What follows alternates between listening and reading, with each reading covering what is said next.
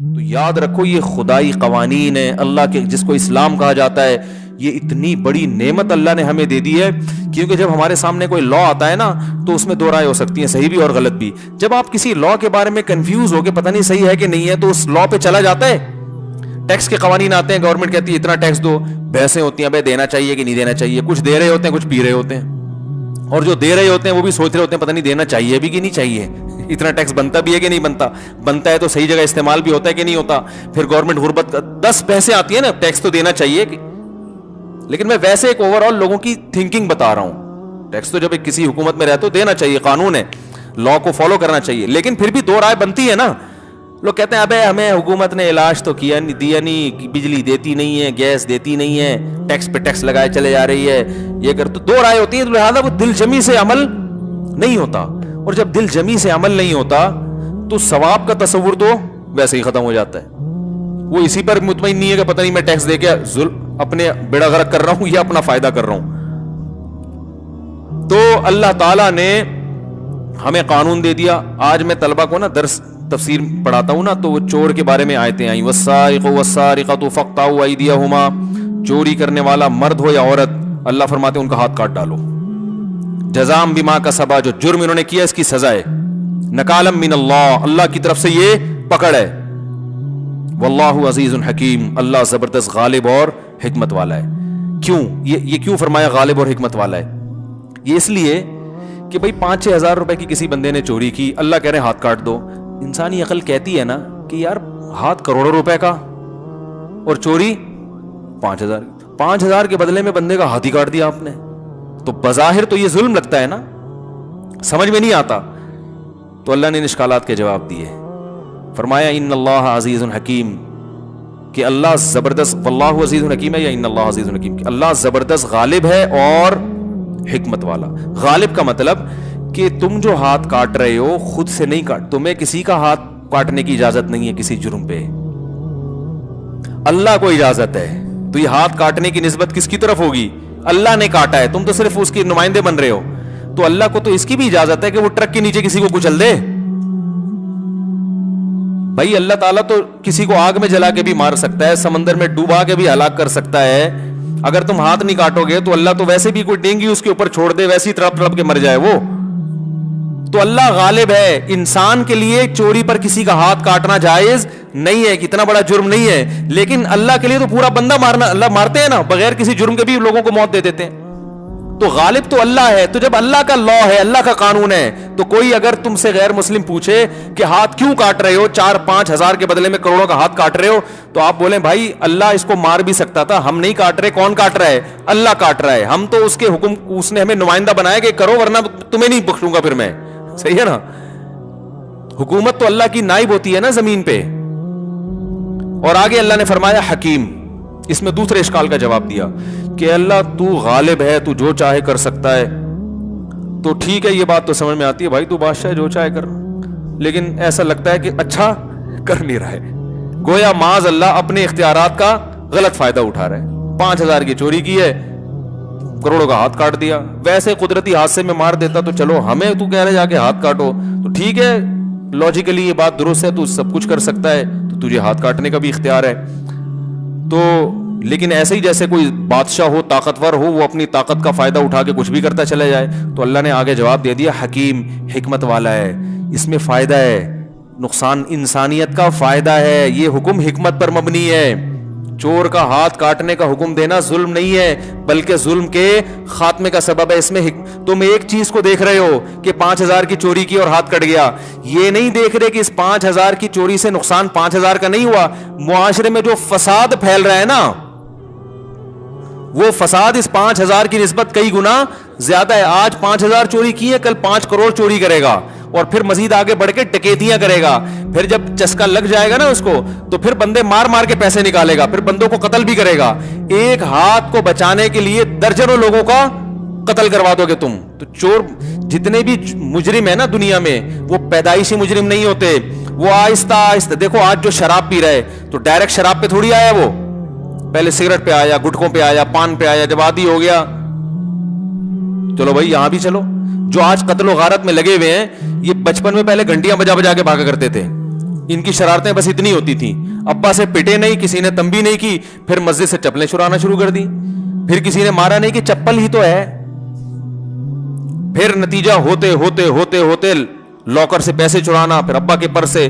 پھر انسان کو جب فری میں پیسہ ملتا ہے نا تو ہوس بہت تیزی سے بڑھتی ہے, پھر اس کے خرچے اتنے ہو جاتے ہیں کہ حلال میں وہ خرچے پورے نہیں ہوتے. جو انہوں نے جو جوانی کا ٹائم حلال کمانے کی صلاحیت میں لگانا تھا, وہ ساری صلاحیت چوریوں چکاریوں میں لگ چکی ہوتی ہے. جو وہاں صلاحیت, اب وہ تبھی آپ دیکھیں, اب اس کو ابھی کیا ہوا, کچھ دن پہلے جاننے والے ملے, رشتہ دار تو نہیں تھے, وہ بہت بڑے کرکٹر تھے, بین الاقوامی ٹیم میں ان کی سلیکشن نہیں ہوئی تو اب رکشا چلا رہے ہیں وہ. ہم نے کہا یار اتنا بڑا کھلاڑی رکشا کی, انہوں نے کہا بھائی ساری زندگی تو کرکٹ میں لگا دی کہ میں بین الاقوامی ٹیم کا کھلاڑی بنوں گا, اب سلیکشن نہیں ہوئی تو اب آتا کرکٹ کے علاوہ کچھ ہے نہیں, تو اب کمانے کے لیے تو کرکٹ میں اتنا پیسہ تو نہیں, بین الاقوامی ٹیم میں جاؤ تو ملتا ہے نا پیسے, ایسے گلی محلے والوں کو تھوڑی ملتا ہے. تو ساری زندگی تو لگا دی اس میں, اب کیا بیچارہ کیا چلا رہا ہے, رکشا چلا رہا ہے. نہ ایجوکیشن کی طرف توجہ دی. ہاں جس کی لگ گئی وہ انٹرنیشنل ٹیم میں چلا گیا یا اس سے کم لیول کی ٹیم میں, لیکن کسی بڑی ٹیم میں چلا جائے گا تو اس کی تو ویلیو ہو جائے گی. جو نہیں سلیکشن ہو سکا, سب کا تھوڑی ہوتا ہے, لاکھوں لوگ آتے ہیں, ایک چند ایک کا ہوتا ہے اس میں. تو ایسے ہی جب چوری چکاریوں میں ٹائم گزار دیا تو اب حلال میں کمانے کی صلاحیت بھی نہیں ہے اور حلال میں اتنا پروفٹ ہے بھی نہیں. چوری میں تو بڑا پروفٹ ہے, بیٹھ یوں کرو بس, پتہ ہی نہیں کسی کو کیا خیال ہے. تو اللہ فرماتے ہیں کہ بین الاقوامی لاز اپنی جگہ, لیکن اللہ نے جو قانون بنایا یہ حکمت پر مبنی ہے. ایک کا ہاتھ کٹے گا, سینکڑوں لوگوں کو عبرت ہوگی, لوگوں کی جان بھی محفوظ, لوگوں کا مال بھی. تم صرف 5,000 دیکھ رہے ہو کہ 5,000 کے بدلے میں کروڑوں کا ہاتھ کٹ رہا ہے, ہم صرف 5 نہیں دیکھ رہے, ہم آگے پورا فیوچر دیکھ رہے ہیں.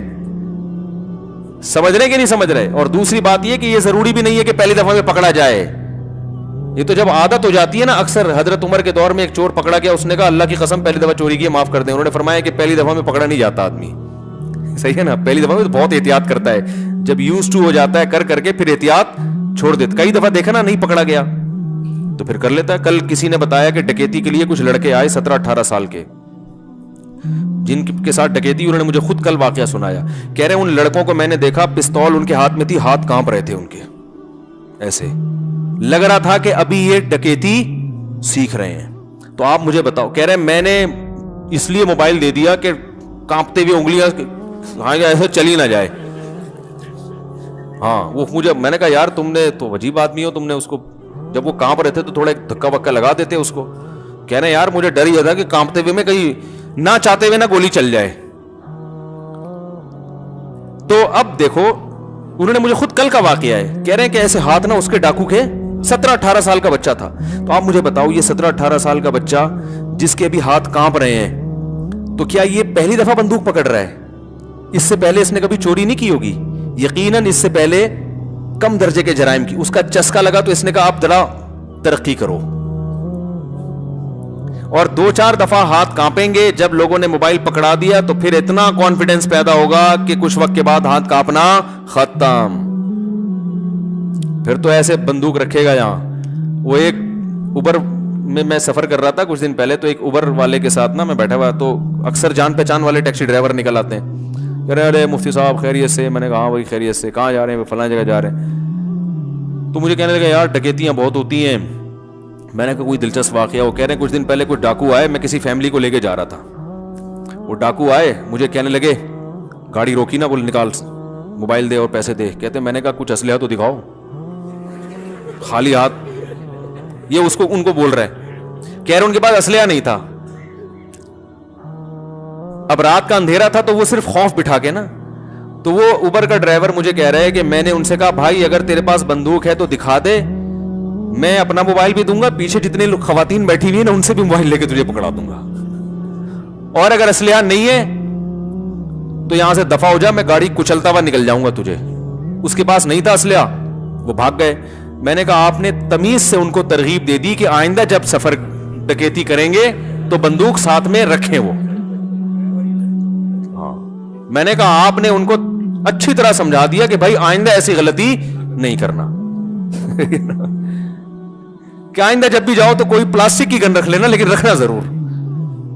تو چلو انہوں نے تو غلط کیا, ان کو اس طرح کی ترغیب دے دی نہ چاہتے ہوئے, ان کی نیت یہ نہیں تھی, لیکن ہوتا تو یہی ہے نا کہ پہلے بغیر اسلحے کے ٹرائی کرتے ہیں, پھر کہتے ہیں یار جو مزہ اسلحہ پہلی دفعہ پکڑنا ہر آدمی کے بس کی بات نہیں ہے. تو اللہ نے فرمایا کہ اللہ زبردست غالب ہے, جو چاہے حکم نازل کر دے, تمہیں چون و چرا کی اجازت نہیں ہے, میں اپنے اختیارات استعمال کر سکتا ہوں. دیکھو صدر کو اختیار ہوتا ہے نا آج کل, شریعت میں تو اختیار نہیں ہے, لیکن قانون میں آج کل اختیار ہے کہ پھانسی کی سزا کو وہ معطل کر سکتا ہے. تو ہم کہتے ہیں صدر کو اختیارات ہیں, اس نے اپنے اختیارات استعمال کیے بغیر کسی لاجک کے, بس پھانسی کی سزا ختم کر دی. یہ غیر شرعی ہے. اسلام میں صدر کو یا وزیر اعظم کو اختیار نہیں ہے کہ پھانسی کی سزا, یعنی قصاص کے طور پہ اگر کسی کو قتل کر رہے ہیں. تو یہاں بھی اللہ کہہ رہے بھائی میں بادشاہ ہوں, میں نے کہہ دیا ہاتھ کاٹو تو کاٹ دو. اور پھر آگے اللہ نے بتا دیا کہ حکمت ہے, چھپی ہوئی حکمتیں ہیں, ہر حکمت تمہاری سمجھ میں آنا ضروری نہیں ہے. پھر آگے فرمایا وَلِلَّهِ مُلْكُ السَّمَاوَاتِ وَالْأَرْضِ, اللہ کے لیے زمین اور آسمانوں کی بادشاہی ہے. يُعَذِّبُ مَن يَشَاءُ يَغْفِرُ لِمَن, دیکھو قرآن میں اکثر یہ ہوتا ہے يَغْفِرُ لِمَن يَشَاءُ وَيُعَذِّبُ مَن يَشَاءُ, جس کی چاہے مغفرت کرے, جس کو چاہے عذاب دے. لیکن یہاں پر اللہ نے پہلے بیان فرمایا جس کو چاہے عذاب دے, جس کی چاہے مغفرت, کیونکہ چور کے ہاتھ کاٹنے کی بات چل رہی ہے نا, تو میں جس کو چاہوں عذاب دوں. ایک بڑے لبرل قسم کے آدمی تھے, اسلام کے خلاف بہت اعتراضات کرتے تھے. یہ چوری کی, جو چور کا ہاتھ کاٹنے کی سزا ہے نا, اس پہ بھی بہت کہتے یار یہ کیا ہے, 5,000 10,000 روپے چوری کی اور ہاتھ کاٹ دو, یہ کیا ہے. لیکن اللہ نے ان کو ہدایت دی. ایک دن میرے پاس آئے, کہہ رہے یار اگر میں پازیٹیو سوچوں تو اس کی لاجک بنتی ہے. میں نے کہا کیا؟ کہہ رہے ہیں یار یہ اس کی دلیل ہے کہ اسلام جرم کو برداشت, جرم کے معاملے میں بہت حساس ہے, تو یہ پازیٹیو چیز ہے اسلام کی, سمجھ رہے ہیں نا. مجرم کے لیے رعایت, بولو بھائی, سافٹ کارنر کہتے ہیں نا, نرم اسلام کے لیے, نرم یعنی لب و لہجہ اسلام مجرم کے لیے اختیار نہیں کرتا. تو یہ تو جرائم کے خاتمے پر اسلام کی حرص ہے کہ وہ تو دنیا میں جرم مانتا ہی نہیں ہے. تو میں نے کہا یہی بات ہے, اگر پازیٹیو سوچو گے تو پازیٹیو, نیگیٹو سوچتے رہو گے تو جاتے چلے جاؤ, الٹا سوچتے رہو. تو اتنے لوگوں کے, ایک دن مجھے ایک صاحب کہنے لگے یار اگر چور کا ہاتھ کٹے تو سارے ٹنڈے پنڈے ہو جائیں گے, تو سارا آدھا ملک تو چور ہے. تو یہ تو بڑی, یہ تو سمجھ میں اس زمانے میں یہ نہیں ہونی چاہیے. میں نے کہا بھائی جان ایسا نہیں ہوگا, 1-2 کے کٹیں گے تو باقی چوری سے توبہ کر چکے ہوں گے, ٹھیک ہے نا. 1-2 کے کٹیں گے ہاتھ, باقی سب توبہ کر. تو اسلام میں ڈاکو کی سزا بڑی سخت ہے, جو دن دہاڑے لوگوں سے یا رات کو علانیہ لوگوں سے ڈکیتیاں کرتے ہیں. اسلام میں ان کی سزا یہ ہے کہ بھائی اگر یہ گرفتار ہو جائیں, ہاتھ پاؤں کاٹ کے چوک پہ لٹکا دو, ان کو قتل کرو ان کو فوراً. یہ جیلیں ویلیں نہیں ہے اسلام میں, جیل میں ڈال دو, 25 سال کیس چل رہا ہے بھائی, گواہوں سے ثابت ہو گیا, فوراً لٹکا کے چوک پہ لٹکا دو اس کے. ان یقتلوا او یصلبوا او تقطع ایدیہم وارجلہم من خلاف. تو کہاں سے کہاں بات چلی گئی.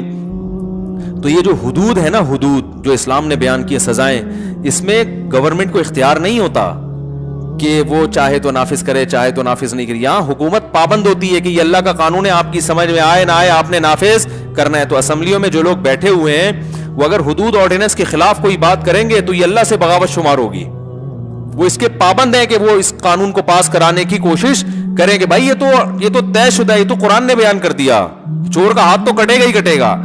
یہ تو اللہ نے ہمیں آسانی دے دی کہ بہت سے موٹے موٹے قوانین میں ہمارے لیے سوچنے کا آپشن ختم, کیونکہ جو سوچتا ہے وہ کنفیوز ہوتا ہے, کنفیوز ہوگا تو وہ کوئی تبھی ہمارے ملک میں دیکھو نا قانون بنتے ہی نہیں ہے, بنتے ہیں تو 10 قسم کی آرا سام. اگر اسلامی قانون ہو بھائی چور کا ہاتھ کٹے گا, جو دن دہاڑے یا رات کو دہشت گردی کرے گا اس کو فوراً پکڑ کے چوک پہ لٹکا دیا جائے گا. اب اسمبلی میں اس پر بحث ہو بھائی شراب پینے والے کو 80 کوڑے لگیں گے, ٹھیک ہے نا, کو ایجوکیشن کو ختم کیا جائے گا. اب بھائی کیوں, اس لیے کہ قرآن نے بیان کر دیا. اب اور آگے کی چیزیں سوچو جن کو قرآن اور حدیث نے صراحتاً بیان نہیں کیا, اس پہ ہم بیٹھ کے غور کریں گے. یہ جو چیزیں بیان کر دی ہیں وہ تو طے شدہ ہے بھائی, اس میں تو دو رائے ہو نہیں سکتی, اسلام کے نام پہ بنا ہے نا. اس میں اسمبلی بحث کرنا ہی غلط ہے. جو اسمبلی میں پہنچے ہوئے لوگ ہیں ان پر لازم ہے کہ بھائی یہ تو ہے, یہ تو طے شدہ ہے, اس میں دو رائے تھوڑی ہو سکتی ہیں. لیکن کیوں گڑبڑ کرتے ہیں؟ ان کو ڈر ہوتا ہے کہ ہماری عیاشیاں, بولو بھائی, اب کوئی شراب پی کے پہنچا ہوا ہو, یہ قانون پاس کرے گا کہ شرابی کو 80 کوڑے؟ تو وہیں سے ابتدا ہوگی بھائی چلیں پھر سائڈ پہ آپ آ جائیں, آج بل پاس ہوا, آ جا بھائی گڈی نو, پنجاب میں تو نا گڈی نو سائڈ تلا جی, تو سب سے پہلے آ جاؤ بھائی سائڈ تے ہو جاؤ, ٹھیک ہے نا.